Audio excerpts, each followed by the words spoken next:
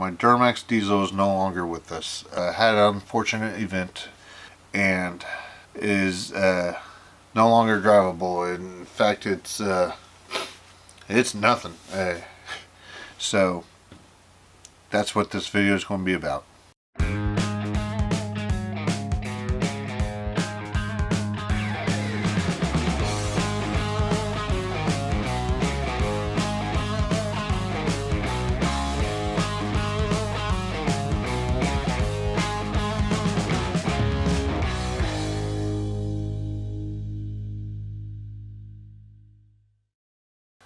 What's up, everyone? I'm Adam Bush and this is Buckeye Traveler. This week I was originally going to do a video on the computer because I was doing a series on the equipment I'm using to do these videos, and due to unfortunate circumstances that is not going to be the case. The video this week is going to be on the Duramax diesel. For those of you who don't know, I had a 2011 Chevy 3500 Silverado. It was a one-ton dually. It was the truck I've been wanting for a long time. I got an excellent deal on it up in Toledo, Ohio. Drove 2.5–3 hours up there to go get it. I've enjoyed having the truck. So on January 29th of 2018, it was a day like any other, and I just got off work. I came home, parked the truck, I plugged it in because it was already starting to snow, and it was supposed to get down into the teens that evening. I figured I should have it plugged in to keep it, so it'd be easier start in the morning. Didn't think anything of it. I did my usual routine when I get home. Let the dogs out, change my shoes, I put on some house slippers just to kind of, get relaxed, and I came downstairs to start editing videos. I'd say about 15–20 minutes, maybe even 25 minutes had lapsed from the time I got home to this point, and my doorbell rings, and I'm thinking, man, I wasn't expecting anyone. Who's here?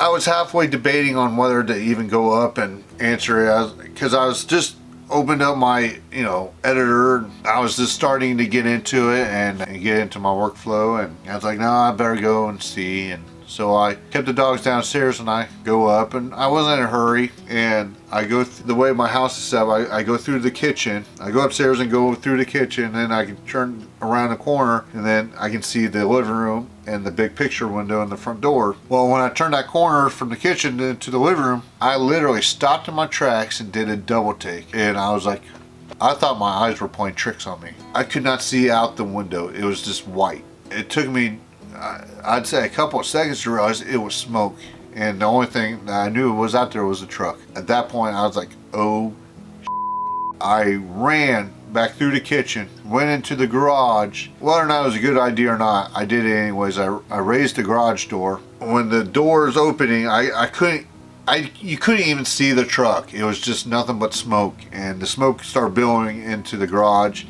and I go out towards the truck, and I hear a guy, and he saw me, and it was the guy who rang the doorbell. He was a city worker for the city of Kettering. He said to me, grab the garden hose right there in the front, and I grabbed it, and I wound it and turned it on and gave it to him, and then I ran out in the back through the garage and into the backyard and grabbed a hose from there. Pulled it through the garage, and at this point the garage is totally smoke engulfed, and I could not see a couple inches in front of me, and I'm coughing, and my eyes are watering, and I'm pulling this hose through there, trying to feel my way through so I don't trip over anything. And I get the hose out there, and I start squirting water up into the front part of the grill, and he's squirting water into the passenger wheel well up into the engine compartment. And during this point, I could start to see flames kicking out from the driver's side. They're kicking out from underneath the hood, and I'm trying to aim the hose out that way, and you can hear the water sizzling on the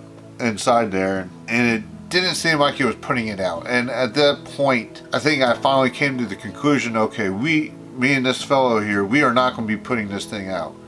We're basically just containing it until the fire department arrived and took care of it. So that's basically what we were doing. We were just dumping water in there, trying to keep it from spreading or getting out of control. By the time the fire department got there, and they got there fairly quickly, the smoke was just unbearable, and I was engulfed in it, and I started coughing, and my eyes were watering and tearing up. At this point, you know, there was nothing I could do. The fire department wouldn't let me go back in the house. And mind you, I'm outside, it's snowing, it's 30-some degrees. I'm soaking wet in a t-shirt and house slippers and jeans. I mean, I was cold. I called my wife and let her know what was going on, and she started panicking and worrying, and she was going to leave work at that point. I told her no, there's nothing that she can do. Fire department's there, they got it under control.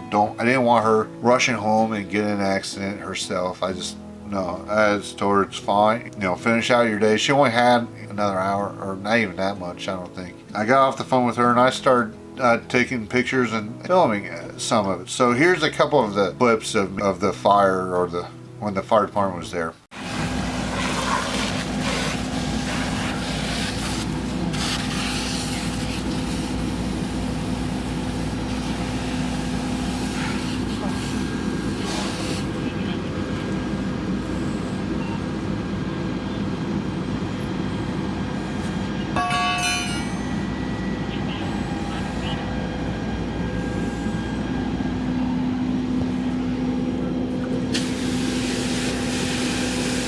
Hey, I have the keys to it if you want to get it out.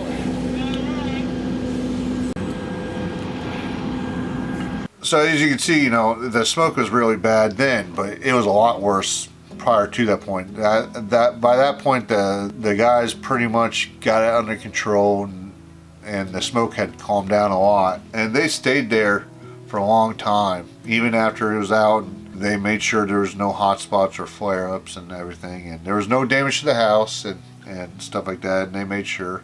At some point I was able to go back and check on the dogs, make sure they were okay. I put them in their kennel, and they were all kind of freaked out, understandably, because a lot of that smoke did seep into the house and go down to the basement where they were, and I think they were a little freaked out by that, and I know they were. I was able to put on a coat and change my shoes. I went back out, and the guy that helped me initially with the water hose, he had already left, and whoever you are, you know, thank you for your assistance, and it could have been so much worse. The next day, the insurance adjuster came out, and with their fire expert, and they were going over the truck and the engine, and up until that point, I kept thinking, you know, I couldn't figure out what had caused it, and I kept thinking it had to have been the block heater plug, and I never thought about checking it afterwards until they were there, and that plug was fine. The plug where you plug into the extension cord was fine. You know, back into the engine compartment obviously was all melted and burnt, but the actual plug part was fine, and the fire expert couldn't tell me exactly, okay, this is what caused it. He couldn't do that, he said, without totally tracing every little bit, and many man hours of work to figure that out. But I did learn two different things. One, it was not started by anything I did or didn't do. It was not caused by the block heater at all. The block heater is on the passenger side of the engine compartment. The majority of the heat was on the right. It's right about here, which is where the fire expert said the fire started and originated, was right here in this area. Which is where the big fuse panel is in the engine, and there's the wire harness there's a connector right there too in that area of the engine on that particular year model. He ruled it as a unidentifiable or electrical short or something of that nature. He ruled it as an electrical issue. He said he couldn't definitively say it was something manufacturer defect. There's no way to tell. That's what they ruled it as. He said one thing to keep in mind with diesels, 9 times out of 10, a diesel fire is going to be caused by an electrical issue.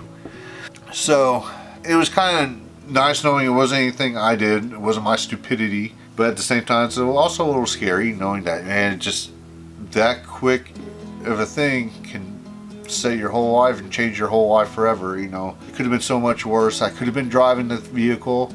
At the same time, it's one of those things, it was a freak accident. It just happened. I can't let this, you know, this is not going to deter me from my ultimate goal. I'm still going to get a fifth wheel toy hauler, and we're still going to be doing this. I'm going to be replacing this truck with another 1-ton dually. It's just the way it's going to be. I have nothing against that particular vehicle. It was just a freak accident. So there you go. I mean, it just is what it is, and I'm not going to let this deter me from my ultimate goal, and I'm not going to let it keep me down. Yeah, it was a sad, unfortunate event. I like the truck, but there's other trucks out there, and I'm sure I'll like the next one. If you liked the video, click a thumbs up. If you're not subscribed already to our channel, please subscribe. And this is not the end of Buckeye Traveler. I will be back in the next video. Probably maybe doing a kind of like a follow-up on truck shopping. So I will be back in the next video. Have a good one.